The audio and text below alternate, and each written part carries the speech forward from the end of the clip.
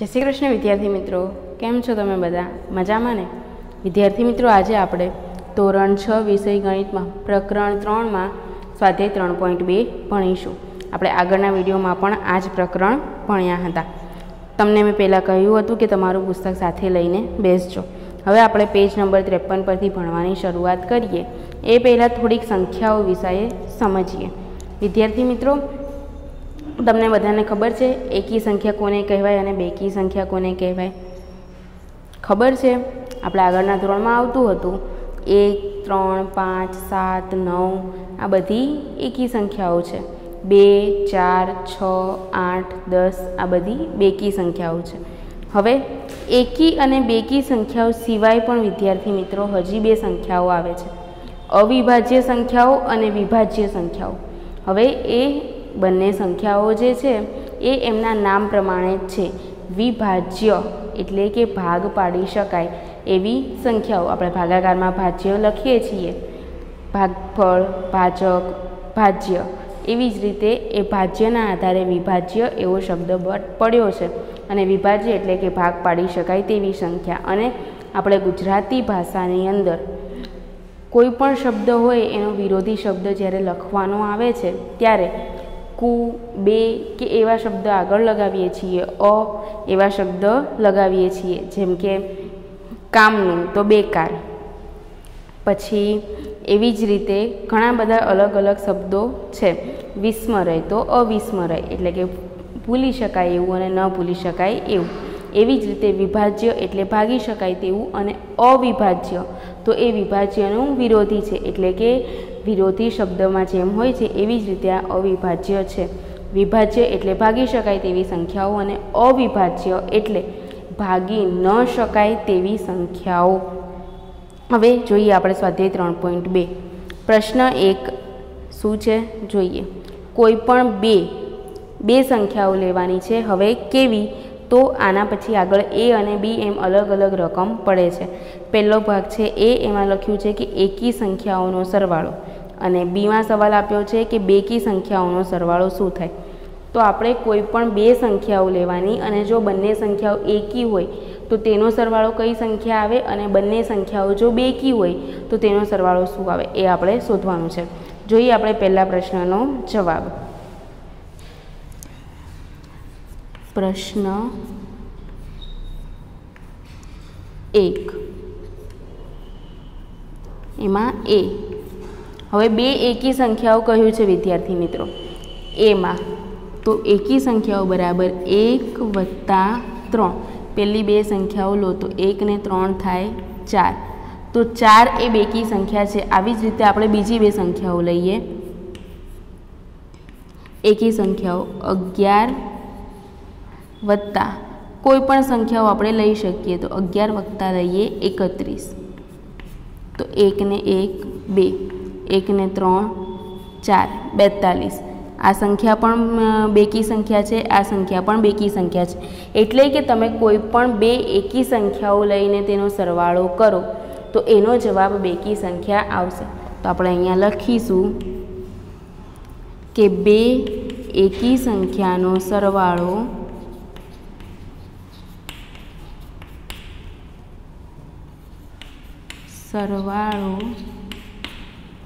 बेकी संख्या होय।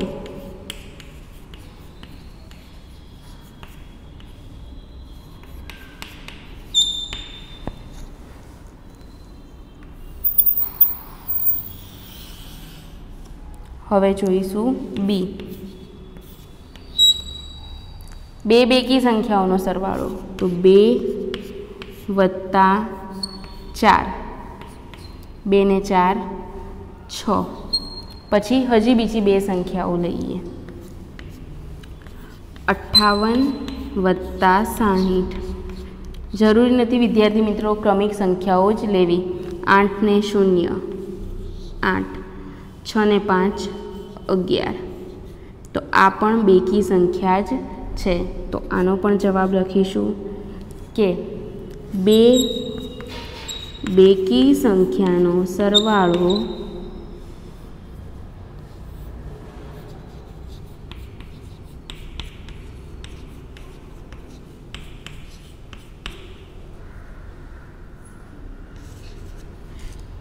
બેકી સંખ્યા જ હોય,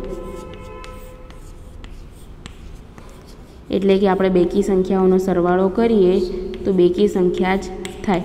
હવે વિદ્યાર્થી મિત્રો, તમને એવો સવાલ થશે કે બેકી સંખ્યા અને એકી સંખ્યાને આપણે સરળતાથી ઓળખવી હોય તો શું કરવાનું? તો જો તમારે બેકી અને એકી સંખ્યાઓને સરળતાથી ઓળખવી હોય તો તેમના એકમના અંક પર ધ્યાન રાખવાના। એકી સંખ્યાઓના એકમના અંક અહીંયા લખું છું, 1, 3, 5, 7 અને 9 આ એકી સંખ્યાઓના એકમના અંક છે, એટલે કે એકમના સ્થાને 1 હોય, 3 હોય, 5 હોય, 7 હોય કે 9 હોય તો તે સંખ્યાઓ એકી સંખ્યા છે।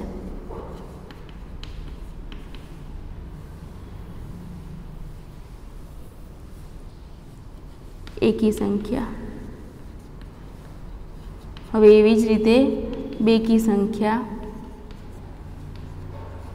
તો બેકી સંખ્યા બરાબર 2, 4, 6, 8 અને 0।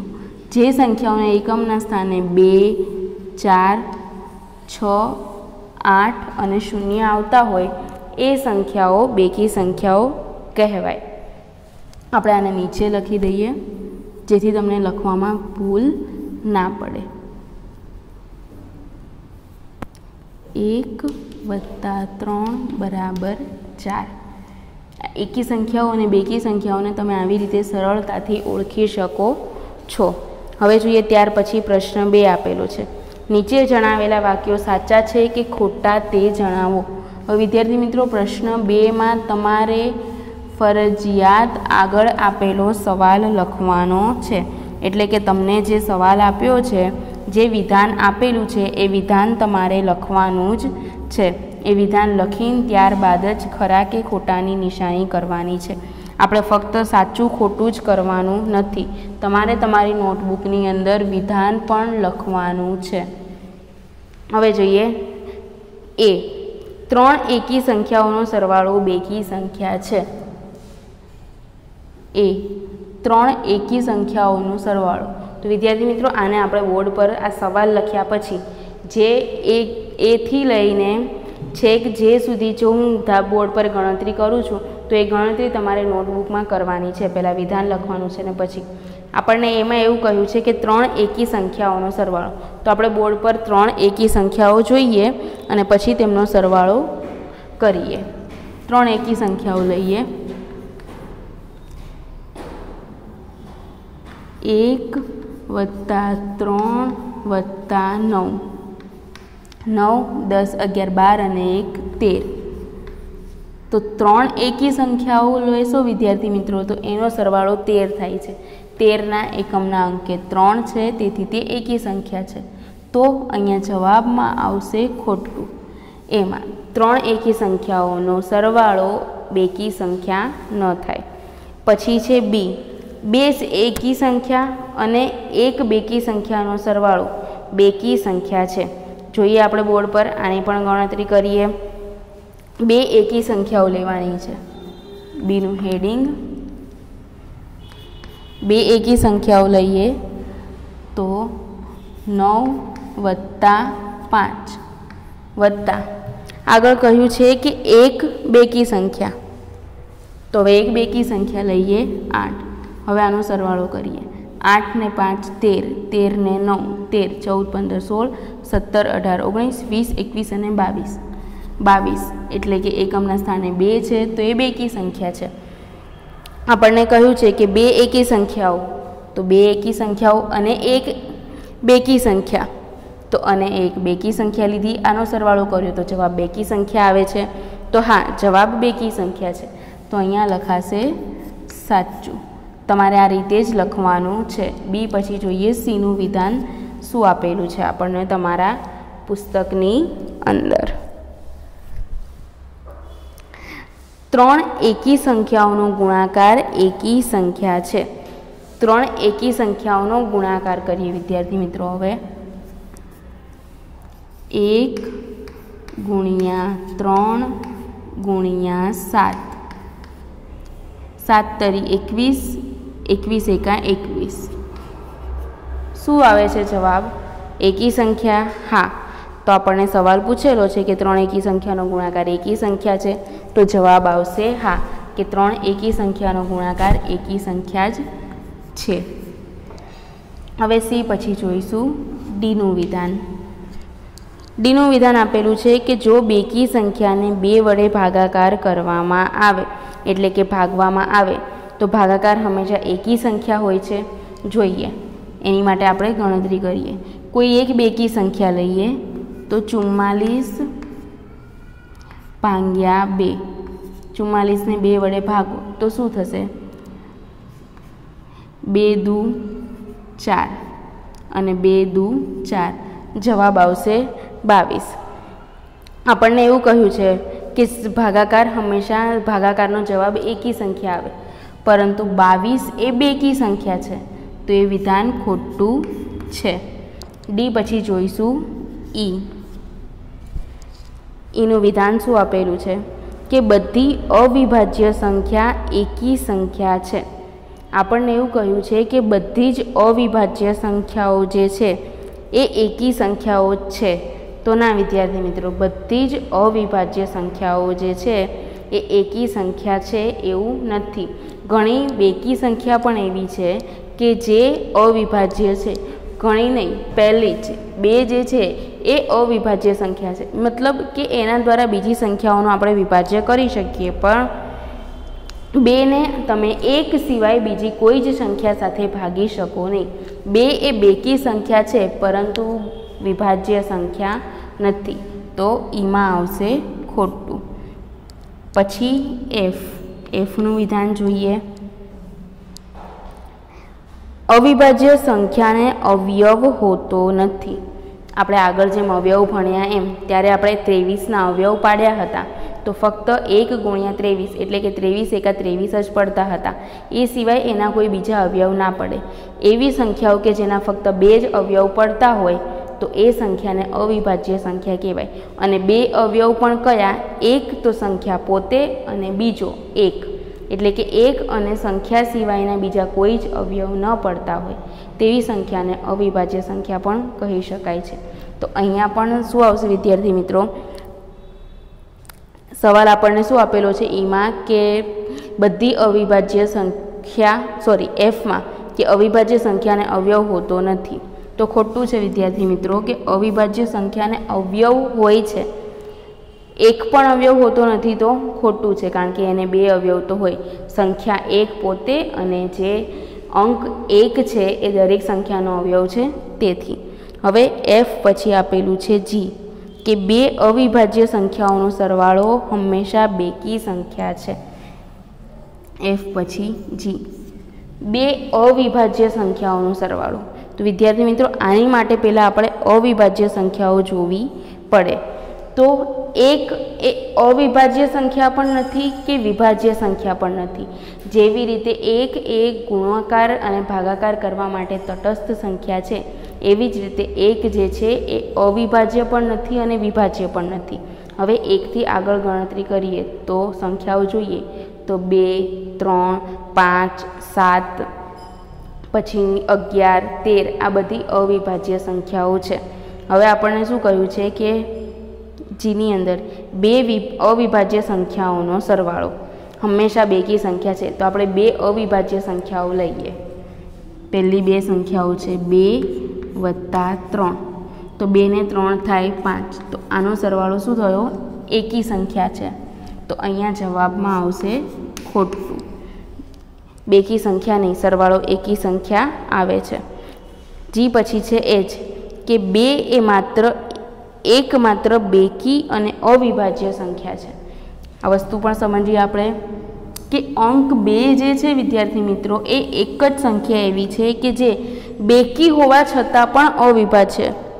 કારણ કે આગળ જ એનું કારણ મેં તમને સમજાવ્યું કે 2 એ એવી સંખ્યા છે કે જે અવિભાજ્ય હોવા છતાં પણ બેકી સંખ્યા છે. એચ ત્યાં આવશે સાચું. પછી જોઈએ આગળ આઈ. બધી બેકી સંખ્યા વિભાજ્ય સંખ્યા છે કે જેટલી પણ બેકી સંખ્યાઓ છે એ બધી જ સંખ્યાઓ વિભાજ્ય સંખ્યા છે આ એની અંદર એવું રકમ છે. તો આ ખોટું છે કારણ કે આપણે એની આગળના જ એટલે કે એચની અંદર જ જોયું કે બધી જ એકી સંખ્યા બે જે છે એ બેકી સંખ્યા હોવા છતાં પણ અવિભાજ્ય સંખ્યા છે. તો બધી જ બેકી સંખ્યાઓ વિભાજ્ય સંખ્યા છે એક સાચું નથી કારણ કે બે જે પહેલી જ બેકી સંખ્યા છે એ જ અવિભાજ્ય છે એટલે કે વિભાજ્ય નથી. આઈ પછી જોઈશું જેની રકમ એટલે કે જેનું વિધાન. જેનું વિધાન શું આપેલું છે? બે બેકી સંખ્યાનો ગુણાકાર હંમેશા બેકી સંખ્યા હોય છે. બે બેકી સંખ્યાઓનો ગુણાકાર જોઈશું આપણે. 28 ગુણ્યા 2 8 દુ 16નો છગડો વધી પડી 1 2 દુ 4 ને 1 5.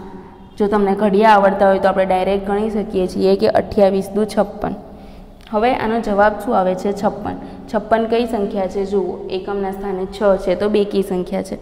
આપણને સવાલ કયો છે કે બે બેકી સંખ્યાનો ગુણાકાર હંમેશા બેકી સંખ્યા હોય છે. તો જવાબ આવશે સાચું કે બે બેકી સંખ્યાઓનો ગુણાકાર બેકી સંખ્યા જ થાય છે. હવે જોઈશું વિદ્યાર્થી મિત્રો પ્રશ્ન 3. પ્રશ્ન 3માં શું આપેલું છે? રકમ વાંચીએ. 13 અને 31 એ અવિભાજ્ય છે. 13 અને 31 એ બંને અંક જે છે વિદ્યાર્થી મિત્રો એ અવિભાજ્ય અંકો છે એટલે કે એના ભાગ પડતા નથી. આગળ શું કહ્યું છે? આ બંને સંખ્યાઓના અંકો 1 અને 3 બંને એક સરખા જ છે. 100 સુધીમાં એટલે કે 100 સંખ્યા સુધી આવી અવિભાજ્ય સંખ્યાની જોડી શોધો. આપણે 1 થી લઈને 100 સુધીમાં એવી સંખ્યાઓ શોધવાની છે કે જેનો અંક સરખા હોય એટલે કે એકમ અને દશકના અંક જે આપણે વાપરીએ છીએ 1 2 3 4 5 6 7 8 9 અને 0 આ અંકો સરખા હોય અને એની જોડી બનાવો તો એ અવિભાજ્ય સંખ્યાઓ જ હોય. તો અવિભાજ્ય સંખ્યાઓ માટે આપણને પહેલાં એ ખબર હોવી જોઈએ કે અવિભાજ્ય સંખ્યાઓ કઈ છે. તો 2 3 5 7 11 13 17 19 આ બધી સંખ્યાઓ કેવી છે? અવિભાજ્ય સંખ્યાઓ છે. આવી તો આખી લાંબી લાઈન થાય છે. હવે આપણે આ સંખ્યાઓના આધારે આગળની સંખ્યાઓ શોધીશું. પહેલું આપણને આપેલું છે એમાં 13 અને 31. પછી 13 પછી આગળની સંખ્યા જુઓ. અવિભાજ્ય સંખ્યાઓમાં 13 પછી 14 આવે 15 16 આ બધી વિભાજ્ય છે. 17 જોઈએ લખીએ આપણે અહીંયા જોડીઓ લખવાની છે તો એમાં પહેલી લખીશું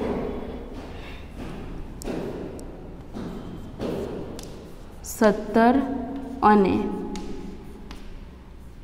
અંક એના એ જ રહે છે તો 71. 71ના પણ વિદ્યાર્થી મિત્રો ભાગાકાર થાય નહીં એટલે કે કોઈ જ અવયવ પડતા નથી. 1 અને 71 સિવાય 71 કોઈ જ ઘડિયામાં આવતા નથી.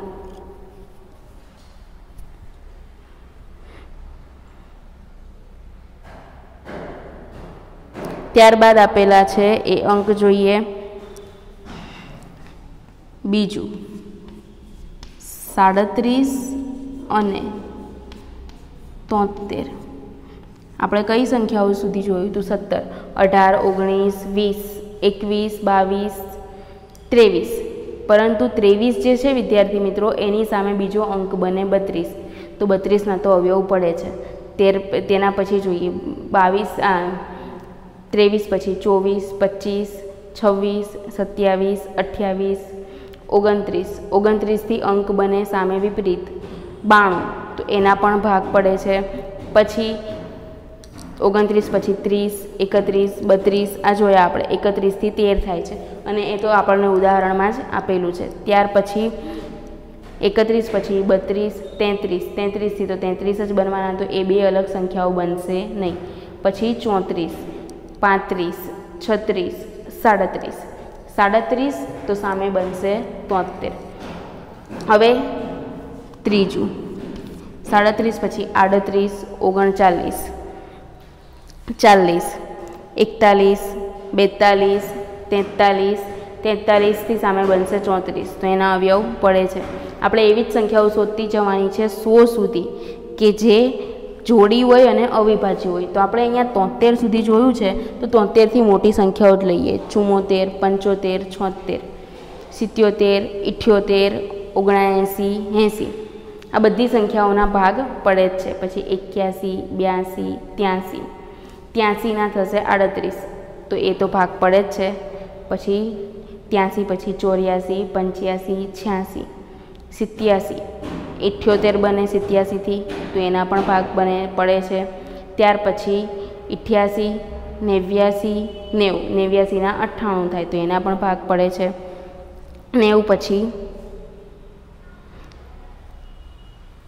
73 માં 79 આવે છે વિદ્યાર્થી મિત્રો।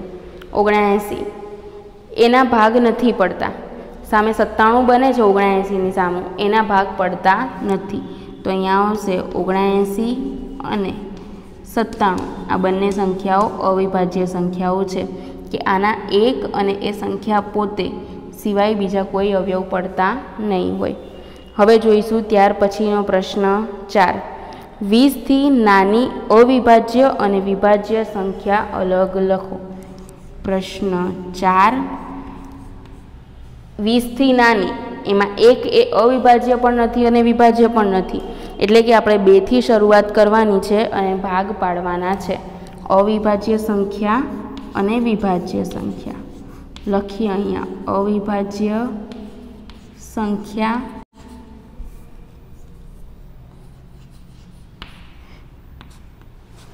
અવિભાજ્ય સંખ્યાઓ લખશું અને બાજુમાં ભાગ પાડીને વિભાજ્ય સંખ્યાઓ લખીશ। વિદ્યાર્થી મિત્રો, તમે જેમ બોર્ડ પર જોવો છો એવી રીતે તમારે તમારી નોટબુકની અંદર આવી રીતે ભાગ પાડીને લખવાનું નથી।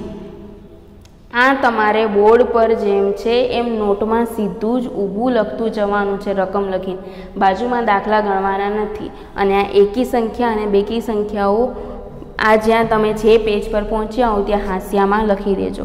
અવિભાજ્ય સંખ્યા, હવે અહીંયા હેડિંગ મારીશું વિભાજ્ય સંખ્યા,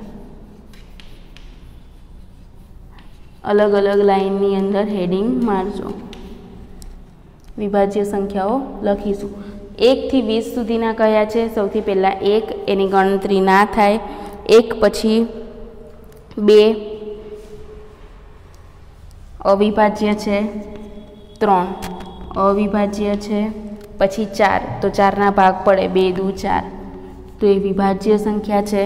પછી 5 અવિભાજ્ય છે, 6 વિભાજ્ય સંખ્યા છે, 2 તરી 6 ભાગ પડે। 5 પછી આવે 6 પછી આવશે 7, એ અવિભાજ્ય સંખ્યા છે, એના 7 એકા 7 સિવાય કોઈ જ ભાગ પડતા નથી। ત્યારબાદ 8 તો એના ભાગ પડે છે, 4 દુ 8 અને 2 ચોક 8। ત્યારબાદ 9 તો 9ના પણ ભાગ પડે છે, 3 તરી 9। ત્યારબાદ 10 તો 10 પણ વિભાજ્ય સંખ્યા છે, એના પણ ભાગ પડે જ છે, 5 દુ 10। 10 પછી આવશે 11 તો 11ના કોઈ ભાગ પડતા નથી, 11 ફક્ત એકના ઘડિયામાં જ આવે છે, 11 એકા 11। ત્યારબાદ આવશે 12 તો 6 દુ 12 તો અહીંયા લખાશે 12।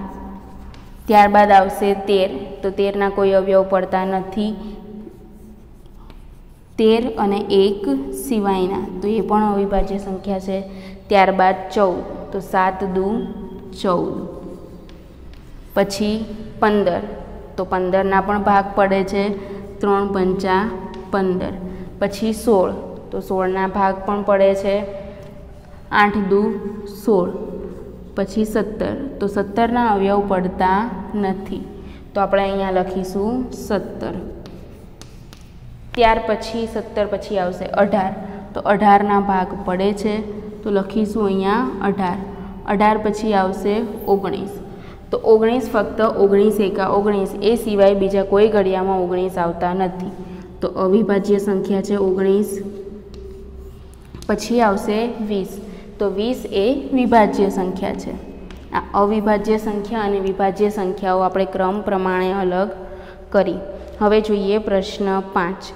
પ્રશ્ન 5માં આપણને સવાલ આપેલો છે વિદ્યાર્થી મિત્રો કે 1 અને 10 વચ્ચે, પ્રશ્ન 5, 1 અને 10ની વચ્ચે આવતી સૌથી મોટી અવિભાજ્ય સંખ્યા કઈ છે?